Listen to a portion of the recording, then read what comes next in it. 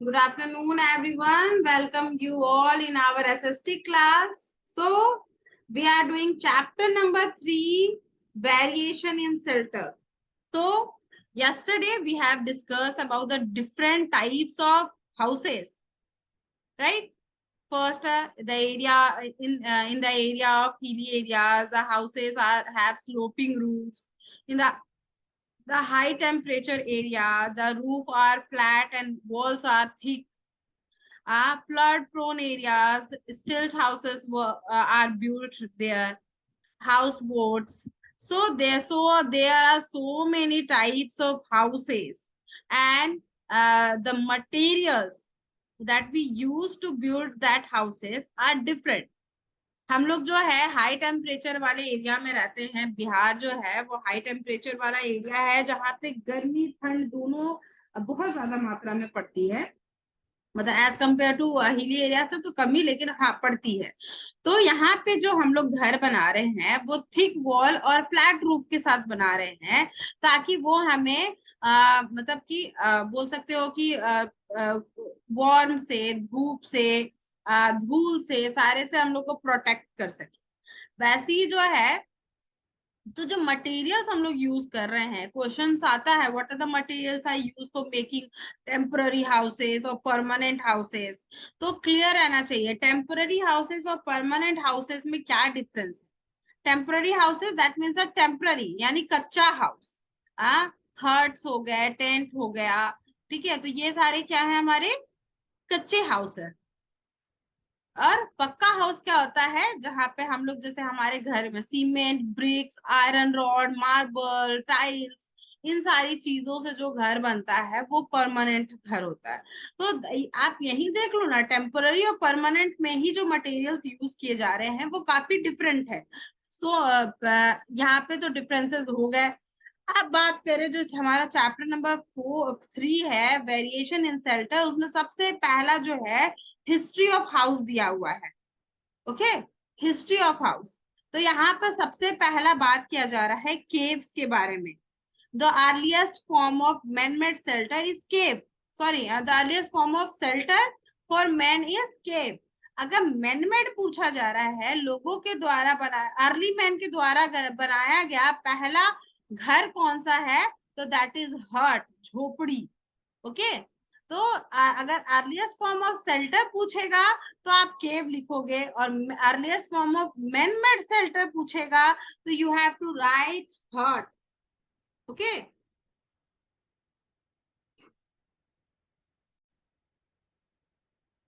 Okay. तो हमारा जो पहला जो टॉपिक है वो है history of houses. Caves were the earliest form of shelter for main. ठीक है, अंडरलाइन कर लोगे, यहाँ पे आप देख रहे होगे लिखा हुआ है cave are the earliest form of men shelter. ठीक है, मनुष्य का सबसे पहला जो शेल्टर है that is cave. Men, the early men, when the early men gave up hunting and food gathering, he become a food producer. जब early man का स्टोरी हम लोग पढ़े थे, जब अर्ली मैन जो है एक हंटर था, शिकार करता था, फूड को इकट्ठा करता, गैदर करता था। After the invention of fire and उसके बाद वो खाना पका के खाने लगा। फिर एक्सीडेंटली जो है एक बीज जो है वो गिर गया और उसे एक पेड़ निकल गया, पौधा निकल गया। तो उसको रियलाइज हुआ कि हाँ, इस बीज को लगाने से पौधा निकलता है। तो वो स्टार्टेड एग्रीकल्चरिंग। ठीक है, एग्रीकल्चर करना स्टार्ट कर दिए थे। एग्रीकल्चर यानी खेती बाड़ी करना स्टार्ट कर दिए थे। वेन जब उन्होंने गिव अप कर दिया, उन्होंने हंटिंग छोड़ करके, फूड गैदरिंग छोड़ करके, जब when he was become a food producer, खाना उगाना स्टार्ट कर दिया, this was the beginning of agriculture. और यही टाइम जो है एग्रीकल्चर का शुरुआत हुआ। It brought a great change in his life and the types of dwelling. ठीक है, जैसे वो अपना जीवन जी रहे थे और जैसे अपना जीवन यापन कर रहे थे, उसमें बहुत सारी चीजें जो है चेंजेस होने लगी, चेंज होने लग गई। Now he started living a settle life. अब वो है सेटल लाइफ जीना स्टार्ट कर दिया, घर बना करके रहना स्टार्ट कर दिए नियर द वाटर बॉडीज। ठीक है, नदियों के किनारे, पॉन्ड के किनारे जहाँ पे पानी उसको उनको इजिली अवेलेबल हो पा रहा था, वहां पे वो घर बना करके अपना रहना स्टार्ट कर दिए। Now he started living a settle life close to the water bodies as he needed water for his crops and other domestic activities. पानी जो है सबको जरूरत है एग्रीकल्चर के लिए, हमारे डोमेस्टिक पर्पस के लिए, इसलिए अर्ली मैन का ज्यादातर जो सेटलमेंट था वो नदियों के किनारे बना। आप अपने देश में देख लीजिए कि आप जितने भी मेट्रोपॉलिटन सिटीज हैं, बड़े बड़े सिटीज हैं जहाँ पे पॉपुलेशन बहुत ज्यादा है, वो कोई ना कोई नदी के किनारे जरूर बसा होगा। अब बिहारी में देख लीजिए, गया में बहुत पॉपुलेशन, यहाँ फल्गु नदी है, पटना में गंगा नदी है, वहां पे भी बहुत पॉपुलेशन है। उत्तर प्रदेश जो है हमारे देश का सबसे ज्यादा पॉपुलस स्टेट है, और वहां पे कितनी सारी रिवर्स फ्लो करती हैं। तो कोई ना कोई जो है रिवर, कोई ना कोई वाटर बॉडी जरूर होगा, और वहां पे लोगों का पॉपुलेशन बहुत ज्यादा होगा। He started building huts with branches and leaves tree. Later on, the early man discovered that the wall of huts would be made with mud. This type of huts are still found in villages. पहले क्या था, early man जो है घर बनाते थे वो सूखे पेड़ों से, पत्तों से, झाड़ियों से बना रहे थे। बाद में उनको पता लगा कि जो वॉल्स ऑफ हट हैं, जो दीवारें हैं झोपड़ी की, उसको मड से भी बनाया जा सकता है, मिट्टी से भी बनाया जाता है। अभी भी ऐसे घर आपको आपके गांव में देखने को मिलेंगे, जहां पर जो कच्चे हाउस होते हैं, जो मिट्टी के बने हुए घर पाए जाते हैं। We have we have a long way from the times when the huts were only types of shelter. बहुत लंबे समय तक हमारे पास सिर्फ एक ही मात्र शेल्टर होता था, वो होता था हट। हट ही टाइप के शेल्टर्स होते थे, ज्यादा वेराइटीज के शेल्टर्स नहीं पाए जाते थे। Today we have different types, size and design of houses in different parts of India. लेकिन अब हमारे पास different sizes हैं घर के, different types of houses हैं, different type के materials use करके हम लोग घर बना रहे हैं।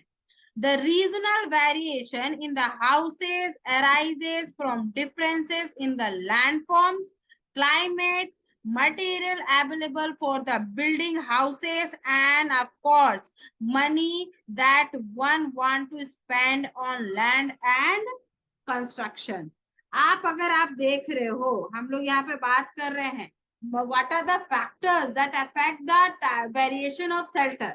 कौन कौन से फैक्टर्स होंगे जिससे वेरिएशन ऑफ शेल्टर इफेक्ट करेगा। सबसे पहला, कैसा लैंडफॉर्म है, वहां पे किस टाइप का क्लाइमेट पाया जाएगा, वहां पे किस टाइप के मटेरियल्स अवेलेबल हैं।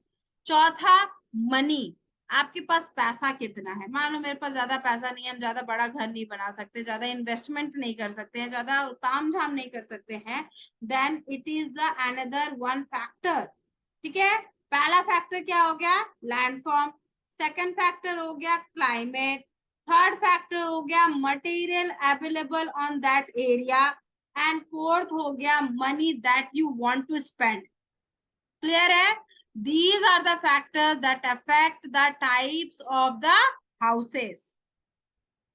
फिर से बोल रहे हैं, फिर से क्लियरली सुनो, वन बाय वन करके हम पूछेंगे। What are the types of houses that हम लोग यहाँ पे पढ़ रहे हैं, what are the types of houses, और उसके साथ में what are the factors that affect the types of houses. First one is landform. Okay, first one is landform. Second, climate. Third, material available on that area. And fourth one, the money that you want to spend. So these are the four factors that affect the variation of shelter. Clear hai? Tell me, what are the factors that affect the variation of shelters? First, landform, climate, materials available, and money. Very good. ठीक है, money that you want to spend. First one is landform. हाँ. Second one is climate. Third, material available. and fourth one is money. yes, very good. So these are the factors. Yes, Ishika, unmute yourself.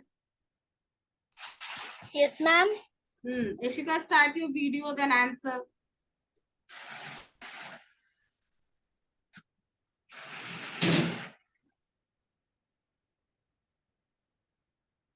Bolo, Ishika. Yes, ma'am. What are the factors that affect the variation of shelter? First, landform. Second, climate. Third, money. Third, material available. Fourth, money. Okay, very good. So these are the factors that affect the variation of shelter, right? Yes, ma'am. Clear है यहाँ पे सबको को कोई doubt है इस पे? आगे बढ़ते हैं हम लोग। तो यहाँ पे जब फैक्टर्स पढ़ रहे हैं तो ये चीज क्लियर रखना चाहिए कि फैक्टर्स कैसे अफेक्ट कर रहा है मतलब वेरिएशन ऑफ शेल्टर को। Types of shelter on the basis of landform.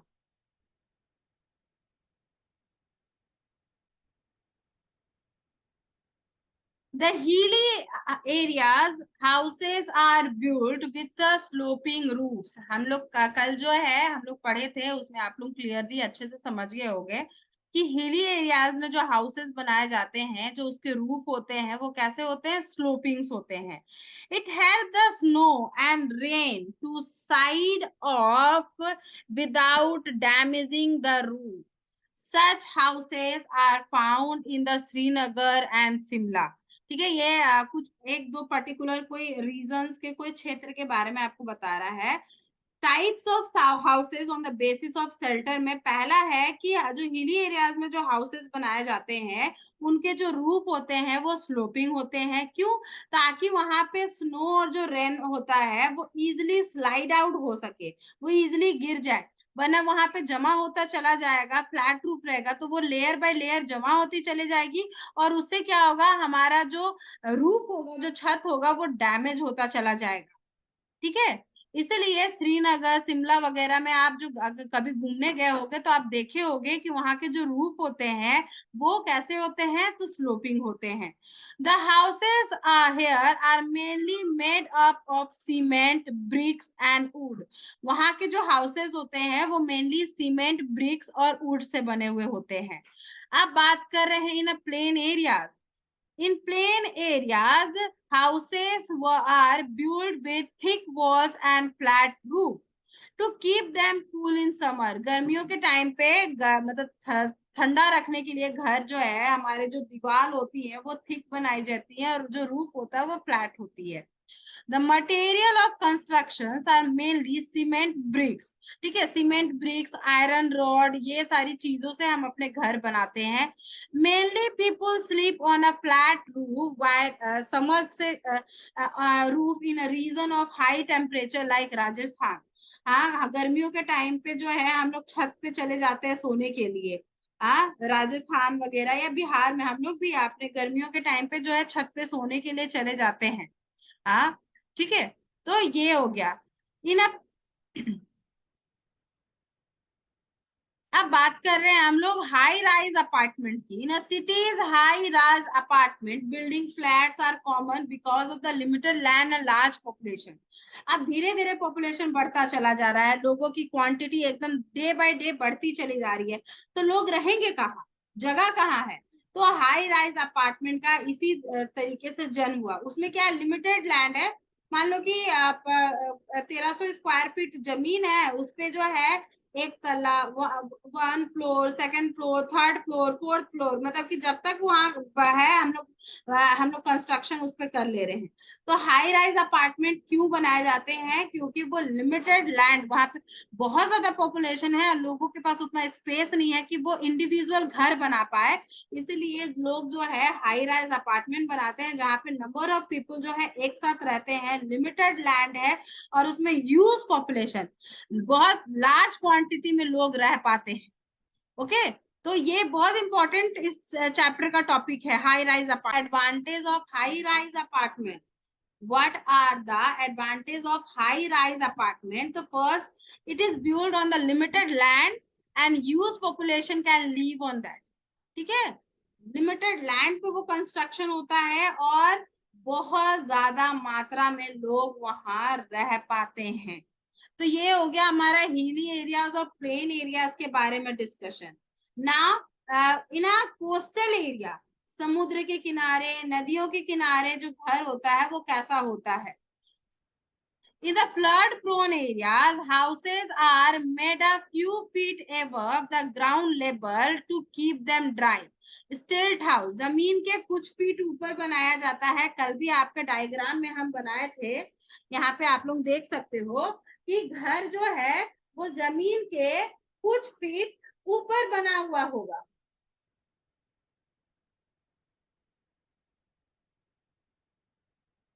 एक लैडर होगी. क्यों वो कुछ फीट ऊपर बनाया जा रहा है? ताकि ये घर जो है वो ड्राई रह सके. फ्लड प्रोन एरिया, प्रोन मतलब होता है हमेशा लगातार कंटिन्यू आता, प्रवृत्ति है उसका, वो नेचर ही है कि वहां फ्लड आएगा. One has to climb 5 to 7 stairs to step inside the house. इस घर में जाने के लिए उसको 5 से 7 सीढ़ियां ऊपर चढ़नी होगी, तब वो घर के अंदर जा सकता है. They keep the inhabitants safe without damaging the house. ये क्यों लैडर बनाया जाता है? अगर यहाँ छोड़ देंगे तो कोई भी जानवर, कोई भी चोर जो है वो आराम से इजीली उसके घर के अंदर जा सकता है, इसलिए वो लैडर को रात में रिमूव कर दिया जाता है. Stilt house are made up of bamboo, wood and coconut stuff. ठीक है, कोकोनट स्टफ यानी झाड़ियों से, बम्बू से, वुड से ये घर बनाए जाते हैं. आप अपने बुक में देखोगे, पिक्चर बनी हुई है, अवेलेबल है आपके पास. ओके, तो ये हो गया हमारा क्या, कोस्टल एरिया. कोस्टल और आइलैंड बोल सकते हो, जहां पर क्या बनाया जाता है? तो स्टिल्ट हाउस बनाया जाता है. Stilt house are those house which are made above the ground level. Ground से कुछ ऊपर, कुछ फीट ऊपर इसको बनाया जाता है.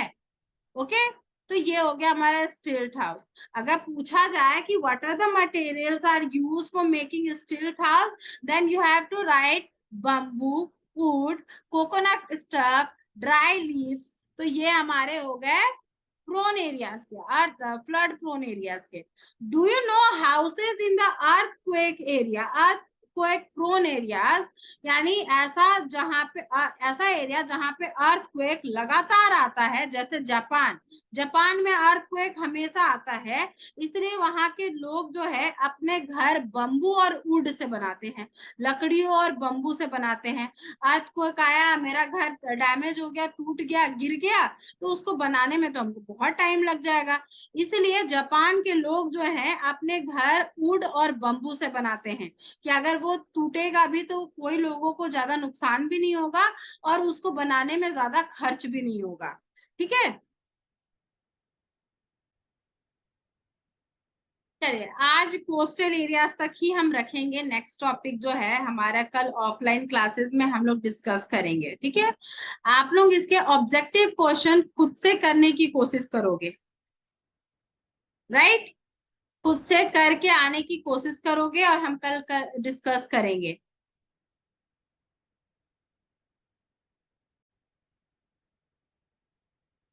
ठीक है, पॉलिटिकल मैप लेकर के आना है. चैप्टर 2 का मैप स्किल कल हम लोग क्लास में, ऑफलाइन क्लासेस में अपना लोकेट करेंगे.